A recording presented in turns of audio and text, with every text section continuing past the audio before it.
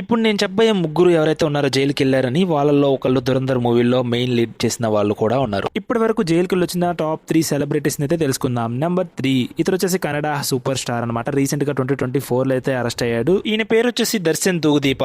So ఈయన అయితే తన యొక్క అభిమానైన రేణుకా స్వామి హత్య కేసులో అయితే అరెస్ట్ అయితే అయ్యాడు. నెంబర్ 2 ఇదైతే ఖచ్చితంగా మీరు ఎక్స్పెక్ట్ అయితే చేసి ఉండరు ఈయన్ని. సో ధురంధర్ మూవీలో ఉన్న ఎస్పీ చౌదరి అస్సలాం అంటే బాలీవుడ్ యాక్టర్ అయిన సంజయ్ దత్ గారు అనమాట. సో 1993 ముంబై పేలుల్లో అయితే ఆయన దగ్గర ఇల్లీగల్ గన్స్ అయితే ఉన్నాయనే ఆరోపణతో టీఏడిఏ చట్టం కింద అయితే ఆయన అరెస్ట్ అయితే చేశారు అనమాట. పుణేలోని ఎరవాడ జైల్లో ఆయన్ని చాలా కాలం అయితే ఉంచారు. 2016లో అయితే ఆయన అయితే విడుదలైతే చేశారు. నెంబర్ 1 సల్మాన్ ఖాన్. సో మీరున్నది నిజమే, సల్మాన్ ఖాన్ బాలీవుడ్ యాక్టర్. సో ఈయన వచ్చేసి 2002లో హిట్ అండ్ రన్ కేసులో అయితే అరెస్ట్ అయితే అయ్యాడు. So hit and run case అంటే డీటెయిల్స్ లోకి వెళ్తే ఆయన 2002 సెప్టెంబర్ 28 అర్ధరాత్రి ముంబైలోని బాంద్రావేష్ లో ఉన్న అమెరికన్ ఎక్స్ప్రెస్ బేకరీ దగ్గర అయితే సల్మాన్ ఖాన్ తన టొయోటా కార్ లో ఉంచి డైరెక్ట్ గా ఫుట్పాత్ మీద ఉన్న 5 మీదకైతే కార్ అయితే పోనిచ్చేశాడు. అందులో ఒకరు చనిపోయారు, 4 అయితే గాయాలైతే అయినాయి. So hit and run case అయితే ఇది.